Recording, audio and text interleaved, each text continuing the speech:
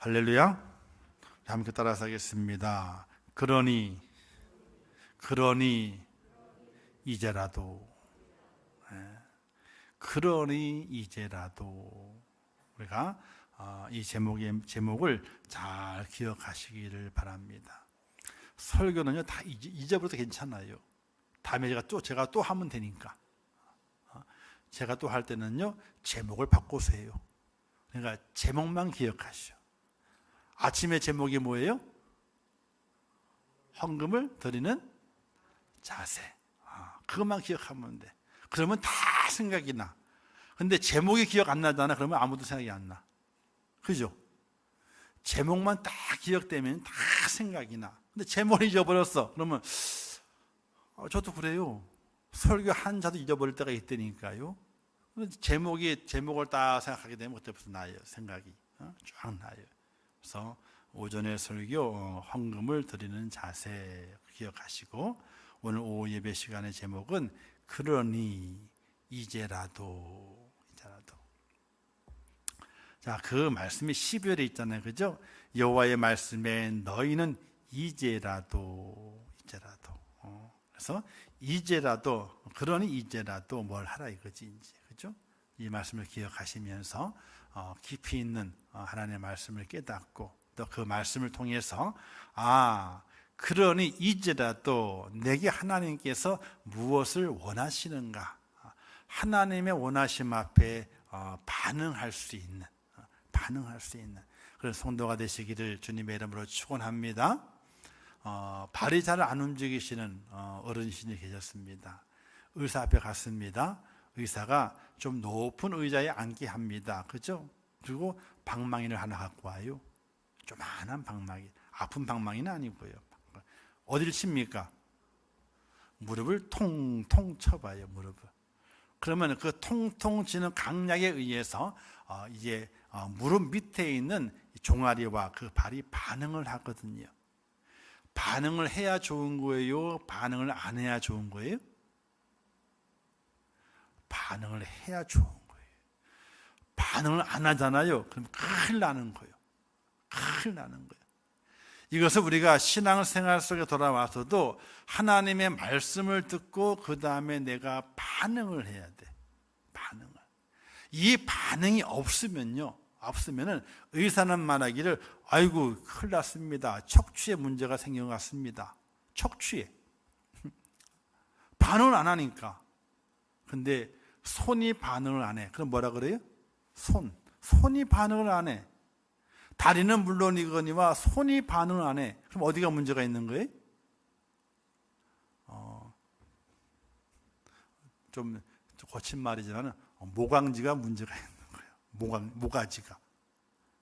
모가지가 아니죠. 뒤에 척추죠. 그죠? 척추. 이 척추에 문제가 딱 생기게 되면요, 손이 반응을 안 해. 다리는 물론이거니와. 그래서 여기에 문제가 생기게 되면 전신마비가 되는 거예요. 그러니까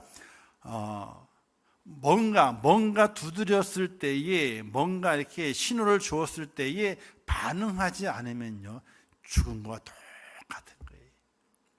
부모님이 자녀에게 교훈합니다. 자, 이렇게 하면 어떻게 했니? 이렇게 하지 마라 얘기를 합니다. 근데 그 녀석이 말도 반응이 없어. 그럼 부모님 속이 어때요? 세상 말로 천불이 나죠. 아니, 이야기를 하는데, 부모가 얘기를 하는데 반응이 없어. 아니, 싫으면 싫다, 좋으면 좋다, 반응해야 되잖아요. 싫은데 어떻게 돼요? 그걸 잘 얘기하지. 이만저만 해가지고 그런 제가 안 맞는 것 같아요, 이해해 주세요, 이렇게 반응하면 되잖아요. 그죠? 근데 싫은 것도 아니고 좋은 것도 아니야. 반응이 없으니까. 그럼 부모의 마음은 어떻게 돼요? 천불이 나. 여기 계신 분들 천불이 안 나나 보다. 아무 반응 안 해도 그러려니 하고 지나가요? 아니요, 저도 천불이 나. 어떤 때는. 자, 한 젊은이가 긴 여행을 하는 중에 호숫가에서 있잖아요, 얼굴을 씻고 있었어요. 호숫가에서 여행하는 중에. 그런데 그 여행하는 중에 그 호숫가에 누가 찾아왔냐면요, 죽음의 사자가 딱 나타났어요. 죽음의 사자가. 젊은이는 그 사자를 보면서 죽음의 공포를 느낍니다. 야, 이럴 수가 있냐? 나는 아직 젊은 나이인데 벌써 죽음이 찾아오다니 하고, 나는 절대로 안 돼요. 나는 절대로 못 죽어요 라고 손사래를 치면서 외쳤습니다. 그런데 죽음의 사자가 가까이 다가왔어요. 그러면서 씨 웃으면서 이렇게 말했습니다. 걱정하지 마. 자네를 데리러 온 것이 아니니까 걱정하지 마. 나는 지금 다른 사람을 기다리고 있는 중이라네. 이렇게 이야기를 했습니다. 그러니 자네는 집에 가서 자네 할 일이나 열심히 하게나 하고 안심을 시켜주었어요.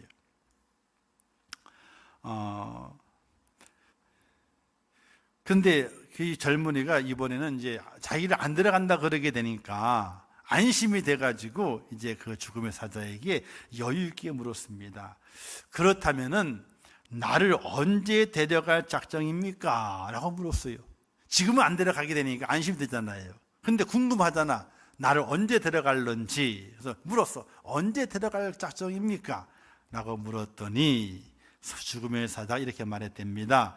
그것은 하늘나라의 1급 비밀인데 말해줄 수는 없지만은, 그러나 한 가지를 말해줄 수 있는 것은 자네를 데려가기 전에 꼭 경고장을 보내겠네.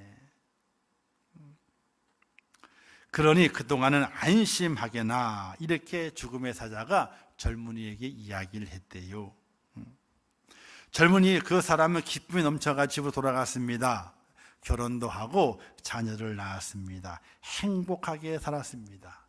그러던 중에 크고 많은 주름살이 잡히고 검은 머리는 흰머리가 되기 시작했습니다. 그러던 어느 날 옛날에 그 호수를 다시 찾아갔어요. 다시 그곳에서 죽음의 사자를 만났습니다. 이때 그 젊은이가 반갑다는 듯이 죽음의 사자를 보면 다가가서 이렇게 물었습니다.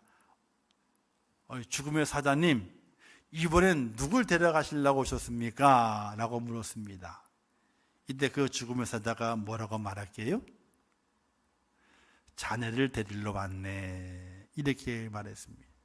이때 그 이제 젊은이에서 노인이 된 그 사람이 깜짝 놀라 말하면 이렇게 말했습니다. 그때 그 옛날 저를 만났을 때에 꼭 나를 나를 찾아오신다고 했을 때에 분명하게 경고장을 보낸다고 말씀하지 않았습니까? 그런데 나는 경고장을 받은 일이 없습니다. 이렇게 이야기를 했습니다. 그러자 그 죽음의 사자 말하기를, 나는 자네에게 수없이 많은 경고장을 보냈다네. 이렇게 말했어요.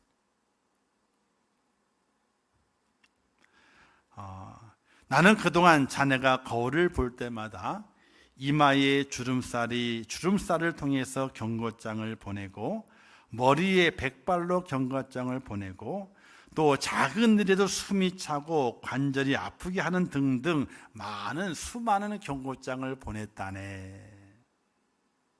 근데 그 경고장을 어찌 보내지 않았다라고 나를 타박하는가. 이렇게 그 죽음의 사자가 말을 하고 그 사람을 데려갔대요. 데려갔대요. 이제 어르신들이 죄송한 이야기지만은 저도 이제 주름이 많아요. 굵은 주름이. 이제 내일 모레면 저도 60이거든요. 주름이 많아져요. 또 어떤 좀 심하게 일을 다 좀 움직이게 되면요, 저도 관절이 뻑뻑해. 우리 집사람 뻑뻑 소리가 난대요. 관절에서. 머리에 흰머리는 저도 염색을 안 하다가 집사람에게 타박을 받은 다음에 해 그러면 그 염색을 했어. 머리가 검게 보이지만은 저도 흰머리가 밑에는 허옇게 띠를 두르듯이 흰머리가 나 있어요. 근데 우리는 그 주름과 관절이 뻑뻑 소리 나는 것과 검은 머리가 흰머리가 되는 과정 가운데서 뭔가 내 삶에 뭔가 경고가 오고 있는 것을 알아차려야 되는데 우리가 그것을 알아차리지 못하고 늘 한결같겠지, 한결같겠지, 이런 마음을 가지고 살아간답니다. 근데 그 옛날에 많은 지혜자들은 그런 사람을 가리켜서 어리석다 이렇게 말했답니다. 내 인생의 삶 속에 내 몸에 하나님께서 신호를 보내시게 되는데 그 신호를 하나하나 확인해 갈 때마다 내게 무언가 경고하시는구나, 미리 알려주시는구나 하는 걸 깨달을 수 있는 지혜자가 되어야지, 그렇지 않고 그것을 알지 못하는 어리석은 자가 되어서는 안 된다, 이렇게 말씀을 했어요. 요즘은 주름을 피죠. 죽음의 사자 깜짝깜짝 놀랜답니다. 주름 보고 찾아러 왔더니 주름이 없는 거예요. 놀랜답니다. 그리고 관절이 뻑뻑한 걸 찾아왔더니 관절이 쌩쌩한 거예요. 왜 쌩쌩할까요? 인공 관절을 집어넣어가지고 소리가 안 난대. 어쨌든 이건 우스갯소리지만은 어쨌든 그 옛날에 이런 지혜자들이 이 땅에 살아가는 사람들에게 교훈을 주기를, 세상은 그냥 모든 것들이 한꺼번에 닥치는 것이 아니라 무언가 예고되는 것이 있다, 경고되는 것이 있다. 그걸 잘 알고 기억하게 되면은 우리 삶 속에서 아름다운 삶을 만들어 갈 수 있고, 또 피해 갈 것들은 피해 갈 수 있는 그런 지혜로운 자가 될 수가 있다, 이렇게 말하게 되는 것이. 갑자기 개미들이 열심히 행렬을 지어가지고요 막 기어가고 있어, 개미가. 그러면 그날은 뭐가 오는 거예요? 비가 오는 거예요. 왜? 이곳은 더 이상 살 곳이 못 된다. 왜? 비가 오게 되면 홍수가 나가지고 지금 사는 집이 물이 꽉 찰 것이기 때문에 다른 곳으로 옮겨야 되겠다 해가지고 행렬을 다 쫙 이동을 해요. 근데 사람들은 모르죠. 사람들은 몰라요. 그 옛날 그 십몇 년 전에 쓰나미 왔을 때, 인도네시아에 쓰나미 왔을 때요, 동물들은 안 죽었대요. 다 도망가가지고, 다 도망가서 안 죽고 사람만 죽었대. 자, 미리 보여주시게 되는 경고가 있습니다. 그 경고들을 우리가 제대로 깨닫지 못하게 되면요, 오늘 우리의 삶에서도 어리석은 자가 될 수가 있다는 것이에요. 그래서 우리 권사님들 주름 많으시죠? 물이 뻑뻑 끓으시죠? 그럼 오늘 말씀을 잘 들어야 돼요. 그리고 그걸 어떻게 알아, 내일 일을? 아무도 몰라요. 여기 제일 젊은 친구가 우리 현채네 부부인데 모르는 거요. 그러니까 사람이 바라보게 될 때는 주름이 많으면 일찍, 물이 뻑뻑 소리 나게 되면 그것도 일찍. 근데 그것이 또 아니에요. 하나님의 생각도 달라. 누구도 내일 일을 알지 못하기 때문에 오늘의 말씀은 누구에게나 다 적용이 되는 말씀이에요. 근데 누가 더 지혜로운 사람인가? 이 말씀을 듣고 반응하는 사람이 지혜로운 자가 되는 거예요. 말씀을 들었음에도 반응하지 않고 그래, 나는 상관없는데 이렇게 생각하고 살아가시는 성도가 있다면 죄송하지만은 그분은 미래를 준비하지 못하는 자요, 또 하나님 앞에 어리석은 자라, 이렇게 책망받을 수 없다는 사실을 기억하시면서 말씀을 듣고 그 말씀을 제대로 반응해서 하나님 앞에 지혜로운 자가 되시고, 또 우리 앞을 잘 준비해서 영광스러움에 세워지는 그런 하나님의 사람이 꼭 될 수 있기를 주님의 이름으로 축원합니다. 우리는 매일매일 끊임없이 늘 경고장을 받고 있습니다. 하나님께로부터. 영적으로 섬세해져야 돼요. 섬세해져야 돼요. 살랑살랑 거리는 바람을 느낄 수 있잖아요. 햇살의 빛에 따뜻함을 느낄 수 있잖아요. 그냥 그 속에서도 어떻게 돼요? 우리가 더 섬세하게 느낌을 가질 수 있어야 돼요. 우리의 몸에 어떻게 반응하는가, 우리의 황이 어떻게 변화가 되고 있는가, 이 모든 것들을 섬세하게. 오늘 말씀은요, 요엘이라는 선지자가 활동하던 시대죠. 이때는요, 유다 땅에 엄청난 재앙이 오기 전이었습니다. 즉 바벨론에 의해서 이스라엘 백성들이 멸망당하기 전에 멸망당하기 전에. 그러니까 약 300년 전이에요. 오래죠. 그러니까 578년, 뭐 이렇게 580년, 89, 7년 이때 멸망당했기 때문에 이때의 내용은 880년대 이야기거든요. 그러니까 약 300년 넘게 전에 요엘 선지자를 통해 가지고 남방 유다에게 임할 하나님의 재앙에 대해서 말씀하고 있는 것이, 그 재앙을 이야기하면서 너희들에게 재앙이 오게 될 것인데 그 첫 번째 재앙이 메뚜기의 재앙을 봐라. 1장에 있습니다. 1장에 메뚜기의 재앙을 얘기를 하게 돼요. 이 재앙이 오게 된다라고 말씀하시고, 두 번째 2장에서는요 여호와의 날을 이야기하게 됩니다. 여호와의 날이 너희에게 임하게 될 것이다. 그 징조로 먼저 하나님께서 메뚜기의 재앙을 보내셨다. 그러니까 요엘 시대 때에 메뚜기의 재앙이 온 겁니다. 그 재앙이 온 것을 바라보면서 이 메뚜기의 재앙이 후에 있을 하나님의 날, 여호와의 날의 재앙의 전초전이다. 이 지금의 메뚜기의 재앙을 바라보면서 내가 예언하고 있는 여호와의 날에 하나님의 심판에 대해서 준비해라, 이렇게 말씀하고 있어요. 그러니까 노아가 홍수가 나기 전에 몇 년 동안 배를 만들었죠? 120년 동안. 바닷가에 만든 것이 아니라 산꼭대기에 만들었어. 그러니까 노아 시대 사람들 뭐라고 그랬습니까? 저 미친 사람이 있나? 아니, 배를 만들려면 바닷가에 만들어야지 무슨 산꼭대기에 배를 만들어? 아니, 배를 만드는데 뭐 한 10년이면 족하지 무슨 계속 배를 만들고 있어? 120년이면요 세대적으로는 3세대가 지나가는 시대의 것처럼 긴 시대거든요. 근데 요엘이 예언할 시대는요 약 300년 후에 일어날 일을 예언하게 된 거예요. 그러니 믿겠어요, 안 믿겠어요? 안 믿죠. 콧방귀도 안 끼죠. 그런데 하나님의 그 전초의 내용으로, 하나님의 심판의 내용으로 메뚜기 재앙을 딱 내려보내셨는데, 이와 같이 이 메뚜기 재앙이 얼마나 무서우냐? 왜 메뚜기 재앙이 무서우냐면요, 메뚜기가 앉았다가 딱 뜨잖아요. 그 자리는요 뿌리도 안 남는데 나무도 다 갉아먹어가지고요 나무도 형체가 없답니다. 이 메뚜기가 무서웠다는 거예요.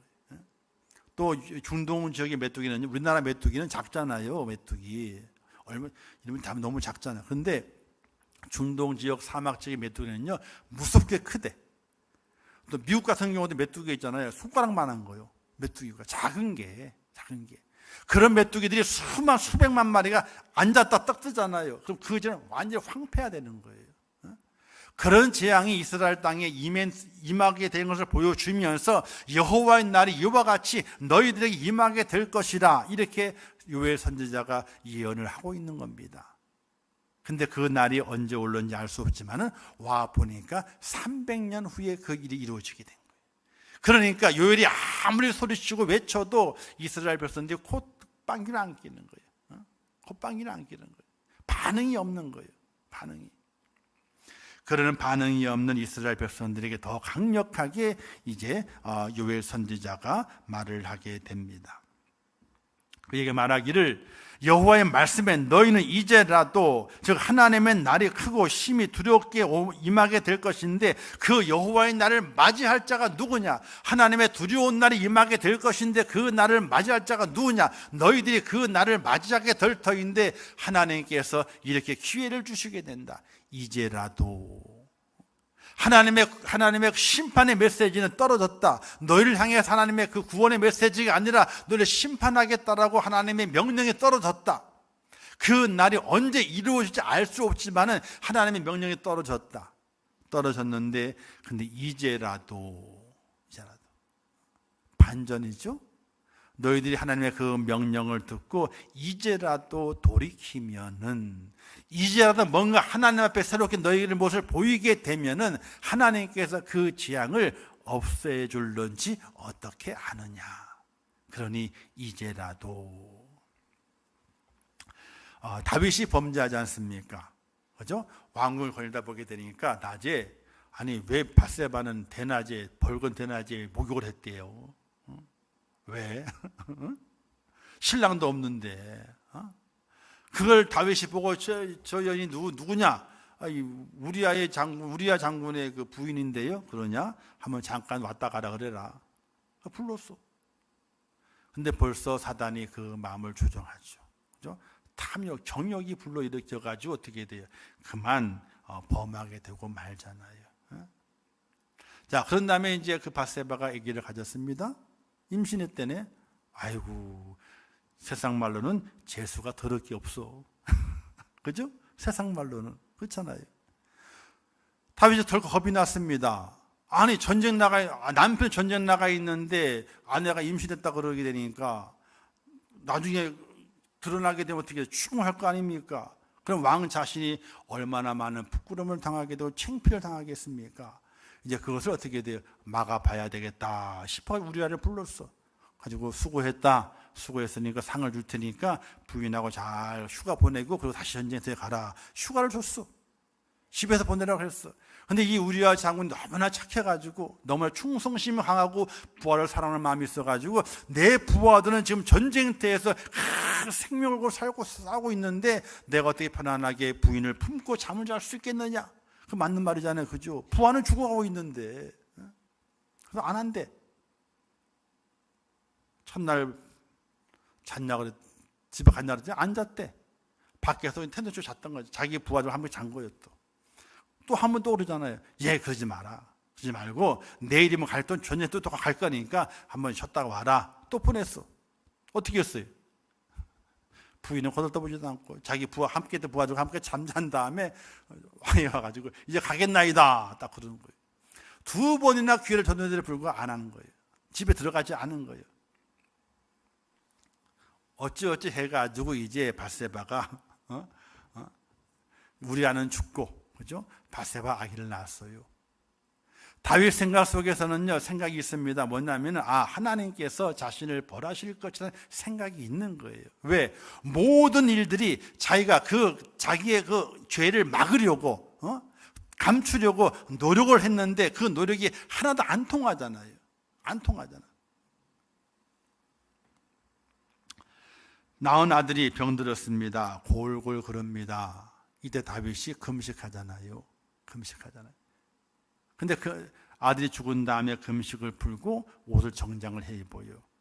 이때 신하가 말합니다. 아니, 아이가 아플 때는 그렇게 금식하시더니 죽은 다음에 어떻게 해도 밥을 먹고 말이지 옷을 잘 차려입고 이렇게 정물을 보시냐고 그랬더니 뭐라 그럽니까?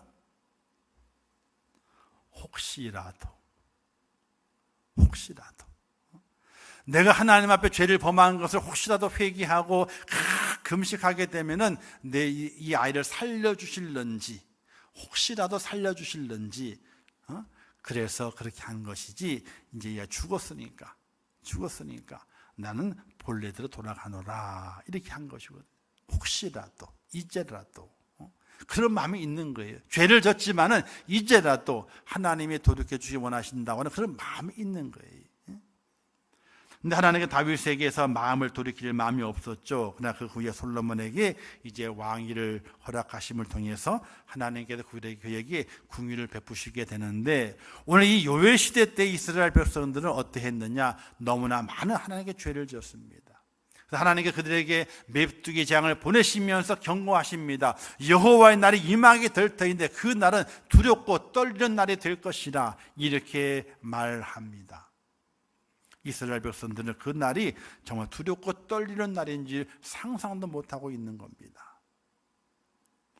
요엘 선지자는 말합니다. 그 날이 두렵고 떨리게 될 것인데 그러나 이제라도 너희에게 변화가 있으면 하나님의 말씀에 반응이 있으면 하나님께서 그 모든 재앙들을 어떻게 한다? 없애 주실 수 있다. 이렇게 말씀하면서 그러니 이제라도 변화될 것을 말씀을 하게 됩니다. 우리나라 전 세계가 코로나 팬데믹으로 고생을 하게 되죠. 지금까지 공식적으로 전 세계 사망자가요 610만 명이 넘었습니다. 610만 명이. 근데 비공식적으로는요 아프리카라든지 인도라든지 중국 이런 통계가 정확한 통계가 아니기 때문에 학자들이 추론하기를 적어도 3배 정도는 더 많은 사망자가 있을 것이다. 제가 확진자로 죽은 것이 아니라 코로나 때문에 죽는 일이 많이 있었거든요. 그 영향 때문에, 그 환경 때문에. 그래서 그걸 다 합쳐지게 되면은 약 전 세계적으로 2천만 명 이상이 죽었을 것이다. 이렇게 추산하고 있습니다. 우리나라도 코로나 확진사로 된 사망자가 지금 14,000명이에요. 14,000명, 우리나라가. 근데 그 외에 코로나의 영향을 통해서 죽은 자들까지 합쳐지게 되면 숫자가 확 불어나게 됩니다. 그냥 그것을 국가에서 인정하지 않죠. 인정하지 않지만은 코로나 영향 때문에 죽은 이들이 엄청나게 많이 있습니다. 독일 메르켈 총리는요, 이런 이야기를 했습니다. 이번 코로나 사태가 2차 세계대전 이후의 최대 위기라고 이야기를 했습니다. 최대의 위기다. 이 온 세계의 위기다. 이렇게 말하고 있는 거예요.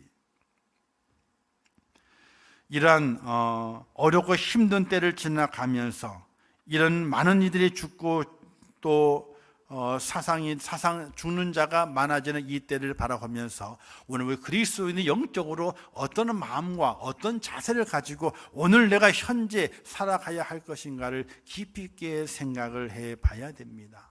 정말로 세밀한 성령께 우리에게 말씀하시는 세밀한 음성을 듣고 그 속에서 하나님께 내게 무엇라고 말씀하시고 있는지, 오늘을 사는 그리스도인들에게 무슨 준비를 하라고 말씀하시는 것인지 그걸 정확하게 꿰뚫고 준비하고 대비하는 하나님의 사람이 되어야 할 줄 아는 것입니다.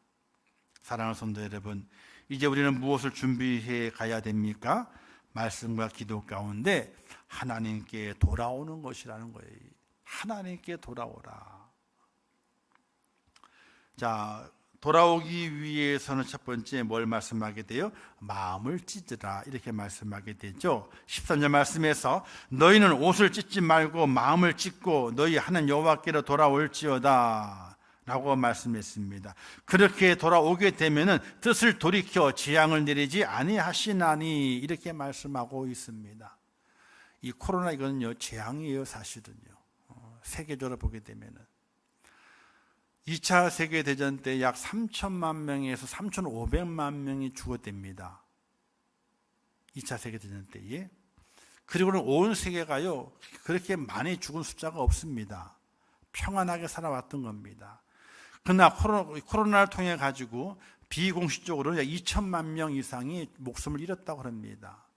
그 외에 후유증으로 고생받는 분들은 이를 말할 수 없는 것이고, 그러면 2차 세계대전 이후에 온 세계가 이렇게 많은 사상자를 단시간 내에 2년 내에 코로나는요, 2년 내에 약 2천만 명의 사람들이 그 코로나 때문에 목숨을 잃었다고 하는 것은요, 그 세계적인 재앙이라고 하는 거예요. 재앙. 전쟁은 5년, 6년, 10년 끌었거든요. 그 사이에 죽는 거기 때문에 지금 코로나 팬데믹의 사태 속에 죽은 이들이 더 평균적으로는 더 많다는 거예요, 사람이.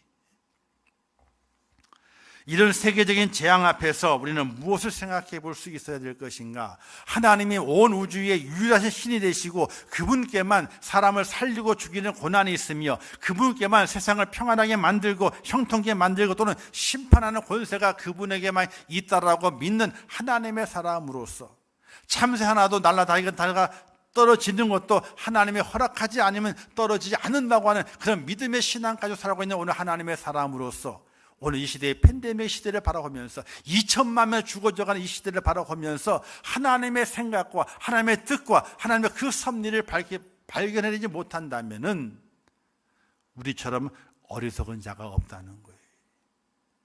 하나님께서 온 우주 만물의 신이 되시고 유일한 신이 되시며 인간의 생사합을 주장하시고 인간의 생명을 놨다가 거뒀다 하시는 분이 하나님이신데, 그 하나님의 그 마음을 알아볼 수 있고 깨달을 수 있고 세밀하게 살펴볼 수 있는 하나님의 사람이 되어야 되는데, 오늘 이 사건 속에 우리에게 무엇을 말씀하시고 있냐는 거예요. 이 코로나 사태는 그 옛날 BC 800년대에 요엘시대에 임했던 메뚜기 재앙과 같은 겁니다.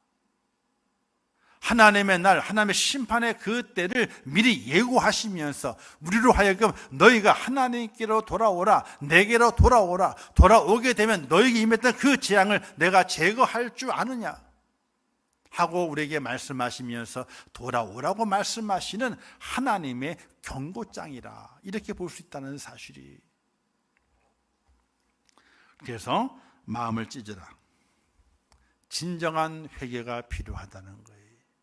한국교회가요, 2000년대 들어오면서부터 진정한 회개가 없습니다. 왜 그런 줄 아세요? 회개하지 않아도, 하나님이 더불어서 내게 복을 주시지 않아도 살만한 세상이거든요. 의료보험증 아니죠. 요새는 옛날에는 의료보험증 가져갔잖아요. 그죠? 다 썼습니다. 병원 다 썼어요. 지금은요, 안 가져가요. 갈 필요도 없어. 그냥 주민등록증만 내놓으면 돼. 그러면 쭉 나와가지고 차착 다 끝나. 의료보험증이 필요가 없어요. 주민등록증만 있게 되면 다 되는 거예요. 그리고 수입이 없어, 가난하게 살아. 그러면요, 제가 알고 있던 그때는 500원 받으시더라고. 약값, 진료비를 500원. 그 약값은요, 얼마 받냐? 100원을 받아. 약국에서 100원만 받는 거예요. 진료비는 500원 받고 약값은 100원만 받는 거예요.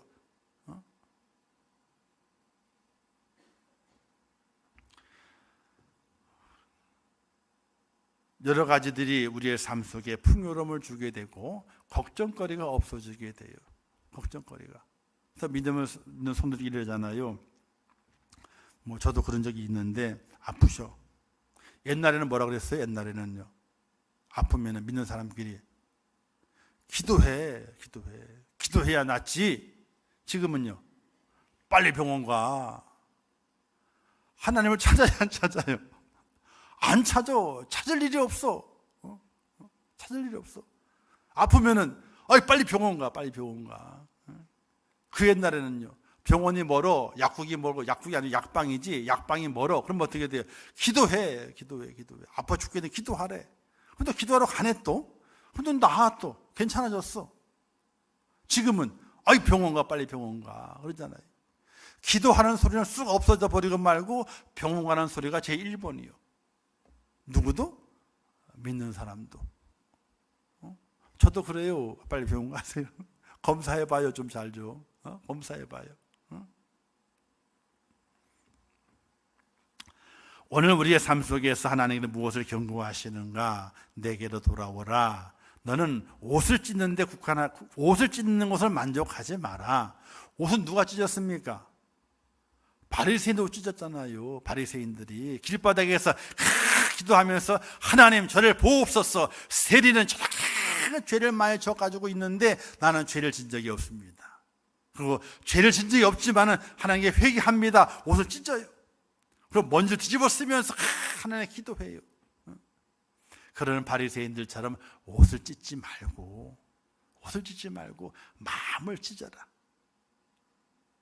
진정한 회개, 통곡하는 회개, 정말 하나님의 그 영적인 세밀함을 알아서 그 하나님의 마음을 감동을 줄 수 있는 내 마음을 찢고, 형식적인 겉을 찢는 것이 아니라 정말 내 마음을 찢어서 내 삶 속에서 진정으로 반응하는 하나님의 사람이 될 것을 요구하고 있다는 사실이에요. 먹는 거 걱정하시는 분이 계시는가요? 하루 세 끼 어떻게 먹을까 걱정하시나요? 없으시죠? 없어요. 하루 세 끼 밥을 먹는 것을 걱정할 분이 없어요. 단지 뭐에 불평을 가지죠? 더 좋은 것을 못 먹어서 불평을 가지지. 그렇잖아요. 오늘 우리의 삶이. 우리는 하나님 앞에 나와서 옷을 찢는 것이 아니라 예배하게 될 때 우리의 마음을 찢어야 돼요. 마음을 찢어야 돼요. 그리고 두 번째는 금식을 선포하고 성회를 선포하라, 이렇게 말씀하게 되지요. 15절 말씀에 너희는 시온에서 나팔을 불어라, 거룩한 금식일을 정하고 성회를 소집하라, 이렇게 말씀하시게 됩니다. 이제 한국교회가 5월달부터는 나팔을 불 거예요. 나팔을 불 거예요. 성회로 소집하는 겁니다. 하나님의 백성들 다 나팔을 불어서 성회를 소집하는 겁니다. 예배의 온전한 회복이 이루어져야 된다라고 소리치게 될 겁니다. 더 크게 소리치게 될 겁니다. 그 소리침 앞에 무엇을 해야 됩니까? 우리가 반응을 해야 돼요. 반응을. 자, 16절에 보세요. 이렇게 말씀했죠. 백성을 모아 그 모임을 거룩하게 하고 장로들을 모으며 어린이와 젖 먹는 자를 모으며 신랑을 그 방에서 나오게 하며 신부도 그 신방에서 나오게 하고. 자, 백성을 모으라는 겁니다. 모아서 거룩하게 하라는 겁니다. 그죠? 거룩하게. 그리고 장로들을 모으고, 그죠? 어른들을 모으라는 겁니다. 그리고 어린아이와 젖 먹이는 자들도 모으며, 그죠? 모으라는 겁니다. 그리고 신랑을 그 방에서, 신부를 그 신방에서 나오게 하며. 신랑과 신부는 뭐예요? 고난을 피해가지고, 어떻게 그 당시에는 고난을 피해가지고 이제 전쟁에 참여하지 않은 자들이거든요. 그들은요. 근데 그들도 어떻게 합니까? 하나님의 성회로 소집해라, 모아라. 모든 사람들을 불러 모아서 하나님의 성회, 하나님께 성회로 소집하라. 이렇게 말씀하게 되는 거예요. 예배의 온전한 회복을 말씀하게 되는, 하나님께 나와야 된다는 거예요. 다른 여러 가지 핑계를 다 댈 수 있지만 이제 그 핑계를 통하지 않는다. 하나님께 다 나와서 주 앞에 몸을 보여야 된다. 이렇게 요엘 선지자가 말씀하게 되는 것입니다. 하나님의 앞에서 예배하는, 제사하는 그 성회를 선포하고 모든 이들을 불러 모을 것을 말씀하게 됩니다. 한국교회가 코로나 팬데믹을 통해 가지고 각 교회마다 성도들이, 많은 성도가 없어진 교회는 절반이 없어졌대요. 없어진 게 나오겠지 그것이 아니고 아예 신앙생활을 그만뒀답니다. 예배는 드려요. 어떻게? 집에서 그냥 예배 드리는 것으로 끝나는 거예요. 그런 성도가 많게는 절반에서 또는 3분의 1까지 그런 성도들로 바뀌어진 거예요. 그래서 기존 큰 교회들이 지금 코로나 팬데믹 끝나가면서 교회 시설 공사들을 많이 합니다. 영상 시설 공사들을. 왜? 집에서 예배 드리는 성도들을 영상을 예배 안 드리게 되면은 그들을 놓쳐버리게 돼버리니까 영상 예배를 계속 유지해야 된다라는 결론 하에 큰 교회들이 영상 시스템을요 더 잘 갖춰요. 집에 편안하게 리모컨 가지고 예배 드릴 수 있도록 만들어가는 거예요. 변칙이죠. 변칙. 그런데 이런 상황 어쩔 수 없다는 거예요. 이렇게 1년 동안 길들여졌기 때문에 젊은이들 그리고 학생들, 그들이 교회에 나와서 자리에 앉아가지고 편안하게 이렇게 긴장해가 예배 드리는 것을 원치 않는다는 겁니다. 편안하게 자기 시간 되는 때에, 꼭 그 시간이 아니라 다른 시간대, 편안한 시간대에 예배 드리는 것으로도 어떻게 돼요? 이제까지 2년 동안 교회가 그걸 인정했기 때문에 그렇게도 괜찮다라고 인식이 돼요. 습관화가 돼 있어서 그럴 성도가 더 많이 늘어나 있다는 겁니다. 우리도 수리를 해야 돼요. 오래 썼잖아요, 사실은요. 흔 거잖아, 다 흔 거, 옛날 거. 근데 기존 큰 교회들은 그런 공사들, 영상 공사들, 지금 영상 팜플이 계속 날라와요, 교회로.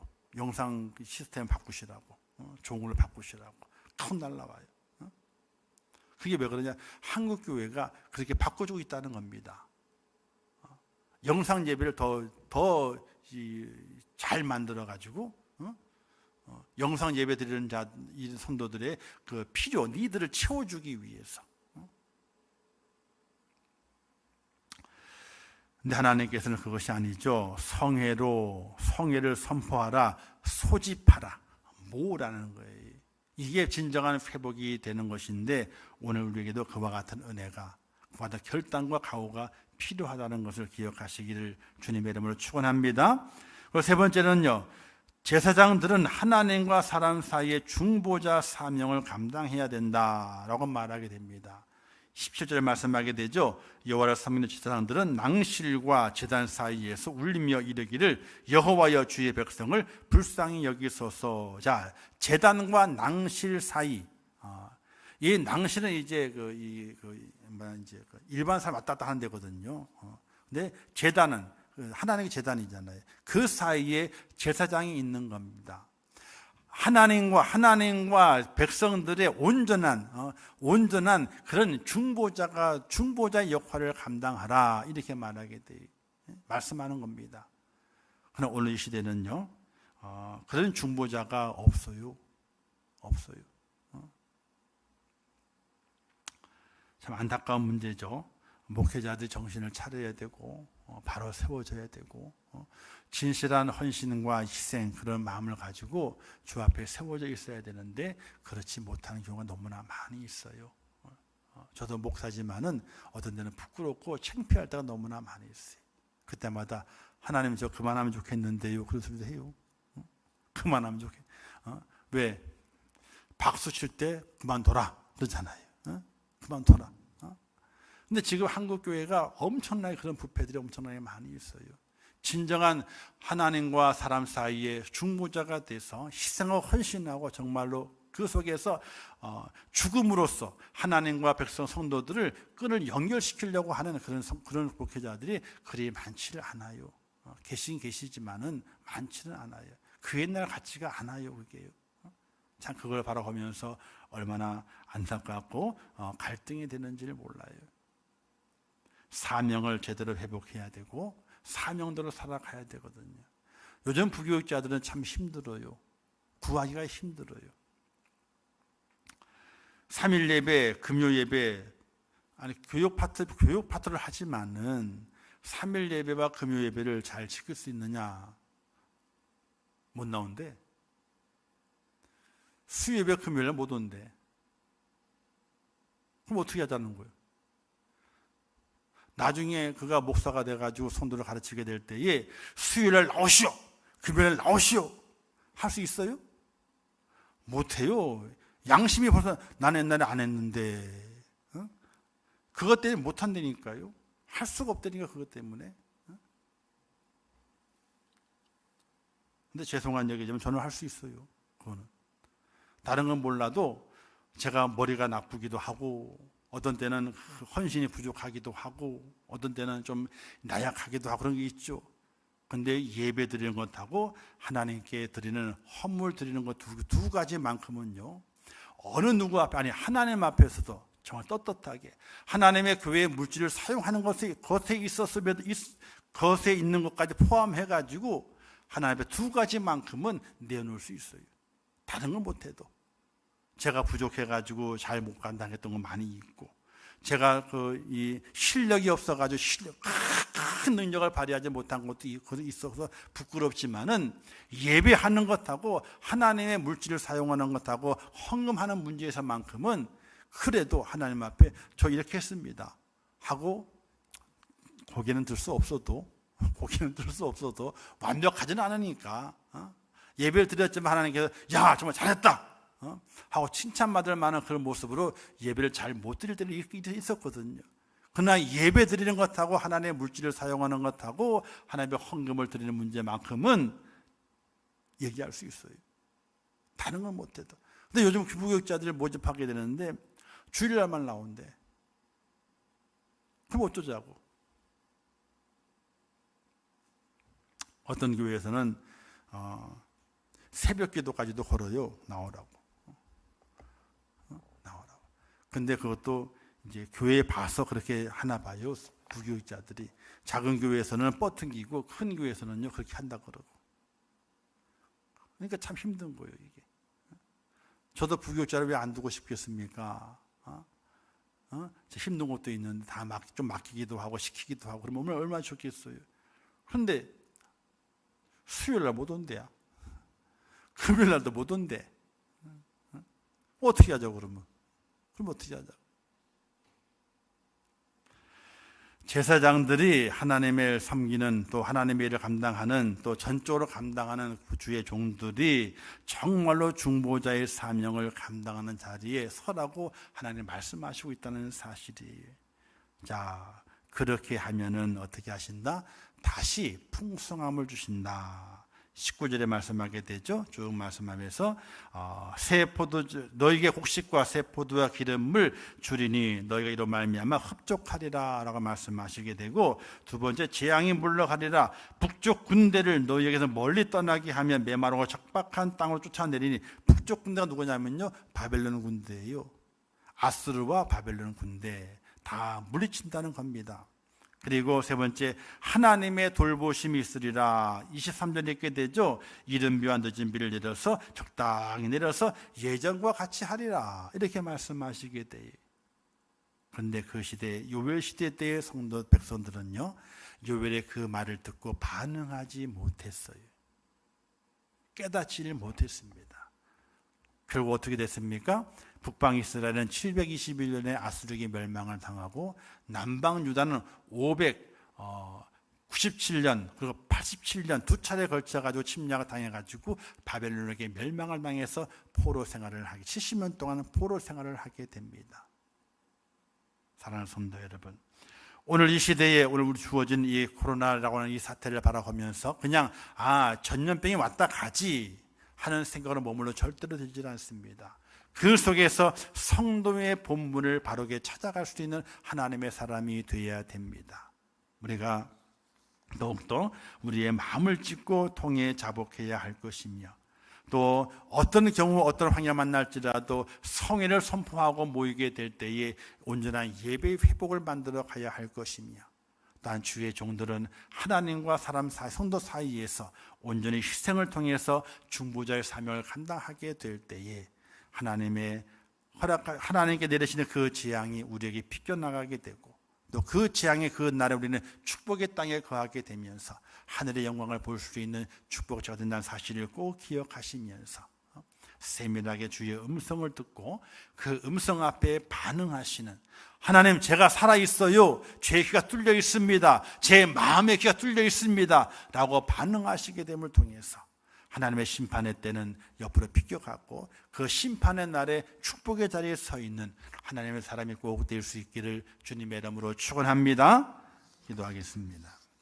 좋으신 아버지 하나님, 은혜를 감사합니다. 죄를 사랑하셔서 오늘도 귀한 말씀을 주셨습니다. 잘 깨닫게 하옵소서. 여호와께 돌아오라 말씀하십니다. 마음을 찢으라고 말씀하십니다. 성회를 소집하라고 말씀합니다. 제사장들이 정신 차리라고 말씀하십니다. 이 음성을 잘 듣고 이 음성에 반응하며 하나님의 그 때에 재앙이 아니라 도리어 축복을 받는 믿음의 사람 되게 하여 주시옵소서. 예수님의 이름으로 기도하옵나이다. 아멘. 지금은 우리 주 예수 그리스도의 은혜와 하나님 아버지의 크신 사랑하심과 성령님의 감화 감동하시고 위로하시며 축복하신 은혜가 하나님의 귀한 날, 거룩하고 복된 날, 새벽 시간부터 이 시간까지 온전히 지키며 하나님의 구원의 은총에 감사하며 예배하는 모든 심령들 머리 위에와 그들의 가정과 일터와 생업과 자녀들과 미래의 모든 소원들 위에, 이 나라 이 민족 위에, 온 지구촌 위에, 또한 세계 속의 복음을 증거하신 선교사들과 그 선교 현장들 위에 이제부터 영원토록 함께 있을지어다. 아멘.